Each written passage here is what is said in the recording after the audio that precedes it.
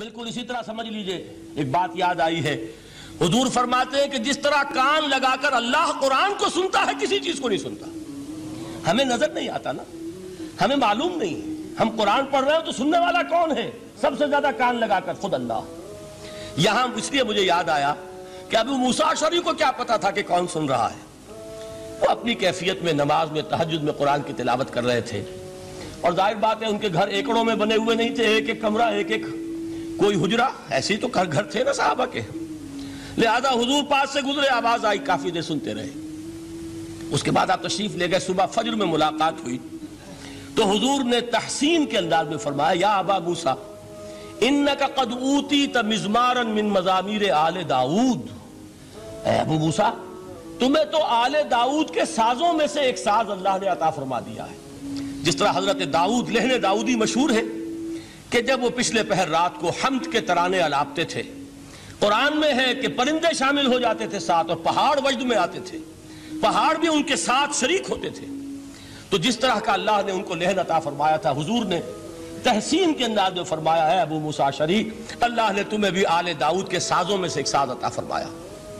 بہرحال قرآن مجید کا جو یہ میوزک ہے، قرآن کے الفاظ کا جو حسن ہے، جہاں تک حسن معنوی ہے وہ تو ہر لفظ میں ہے، لیکن یہ حسن ظاہری، حسن صوتی، حسن لفظی، یہ اپنے کلائمیکس پر آپ کو نظر آئے گا سورہ رحمان میں۔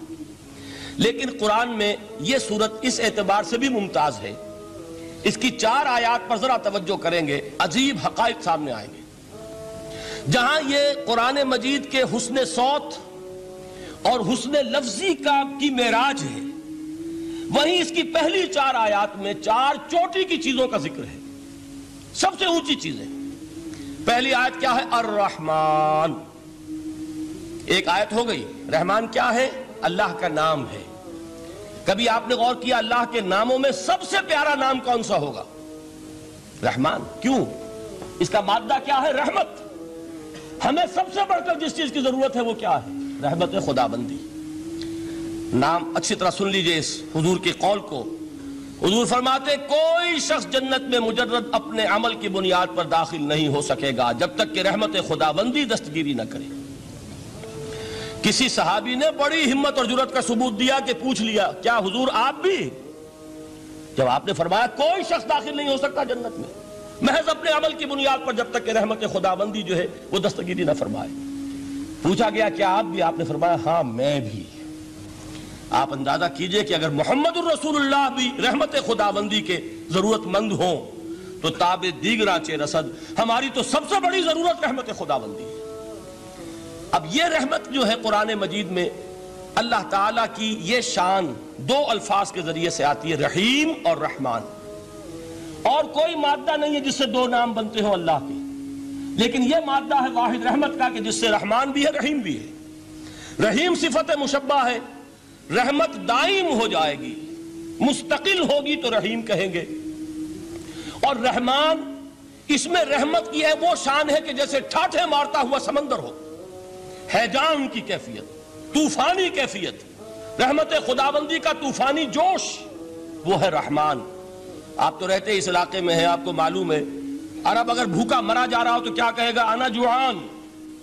پیاسا مرا جا رہا ہو انا عطشان۔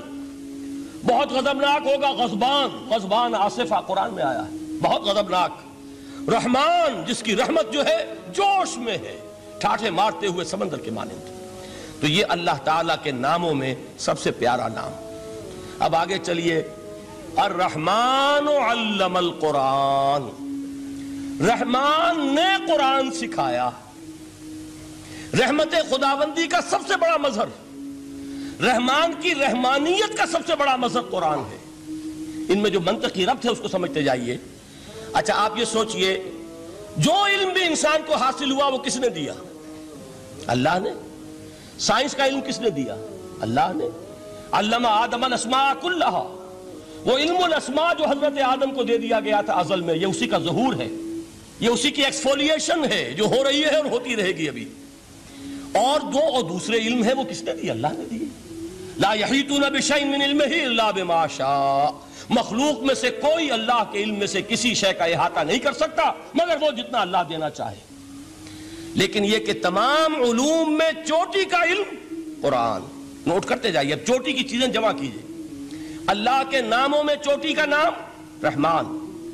اللہ نے جو کچھ انسان کو سکھایا اس میں چوٹی کا علم قرآن. خلق الانسان، انسان کو پیدا فرمایا. سوال یہ کہ حیوانات کو کس نے پیدا فرمایا؟ آسمان کس نے پیدا کیے؟ زمین کس نے پیدا کی؟ فرشتے کس نے پیدا کیے؟ کیا مطلب خلق الانسان؟ اس کی تمام مخلوقات میں اس کا کلائمیکس، اس کی تخلیق کی معراج، اس کے تخلیق کا نقطہ عروج انسان ہے. یہ ہے کہ جو مسجود ملائک بنا ہے. وَلَقَدْ كَرَّمْنَا بَنِي آدَمَ وَحَمَلْنَاهُمْ فِي الْبَرِّ وَالْبَحْرِ وَرَزَقْنَاهُمْ مِنَ الطَّيِّبَاتِ وَفَضَّلْنَاهُمْ عَلَى كَثِيرٍ مِّمَّنْ خَلَقْنَا تَفْضِيلًا. تو تخلیق میں سب سے اونچی تخلیق انسان کی، علموں میں سب سے اونچا علم قرآن کا، اللہ کے ناموں میں سب سے اونچا نام رحمان. اب آئیے چوتھی چیز، علمہ البیان، انسان کو بیان کی صلاحیت عطا فرمائی. کیا اور کوئی صلاحیت عطا نہیں کی؟ بینائی کس نے دی؟ اللہ نے. اسی طریقے سے سماعت کس نے عطا فرمائی؟ اللہ نے. کتنی فیکلٹیز ہیں، کتنے ایکسٹرنل آرگنز ہیں سینس کے، کتنے انٹرنل سینسز ہیں جو اللہ نے دیے ہیں.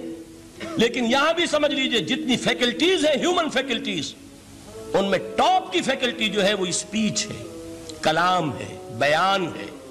جن لوگوں نے میڈیکل سائنس کا مطالعہ کیا ہے وہ جانتے ہیں کہ یہ برین ہے، ہیومن برین، اس برین میں جو وہ اوپر ایک زرد سا مادہ ہوتا ہے، گرے میٹر، اس کی ایک کوٹنگ ہوتی ہے، یہ ہائیسٹ ایوالوڈ فارم ہے. اور اس میں سب سے بڑا رقبہ جو ہے وہ اسپیچ سینٹر کہلاتا ہے. اسی لیے انسان کو حیوان ناطق کہتے ہیں. حیوان کے اور انسان کے مابین امتیاز قائم کیا گیا، نطق، گویائی، بولنا. اب یہ کیا چیز ہوئی؟ انسان کی صلاحیتوں میں سے سب سے اونچی صلاحیت. 4 آیتیں ہو گئی نا. اللہ کے ناموں میں سب سے چوٹی کا نام رحمان. اس نے جو علوم پیدا کیے ان میں چوٹی کا علم قرآن. اس نے جو مخلوقات پیدا فرمائی ان میں چوٹی کی مخلوق انسان. انسان کو جو صلاحیت اور استعدادات عطا فرمائی ان میں چوٹی کی استعداد بیان. جمع کیجئے نتیجہ کیا نکلے گا؟ وہ نتیجہ ایک حدیث نبوی کی شکل میں سامنے آتا ہے. پہلی حدیث میں نے یہی پڑھی تھی، اس کے راوی کون ہے؟ عثمان ابن عفان. میں حیران ہوتا ہوں وہ قافیہ یہاں بھی موجود ہے، رحمان، قرآن، بیان، انسان، عثمان، عفان. باپ کا نام بھی اسی وزن پر ہے، عثمان ابن عفان. عن عثمان ابن عفان رضی اللہ تعالی عنہ قال قال رسول اللہ صلی اللہ علیہ وسلم.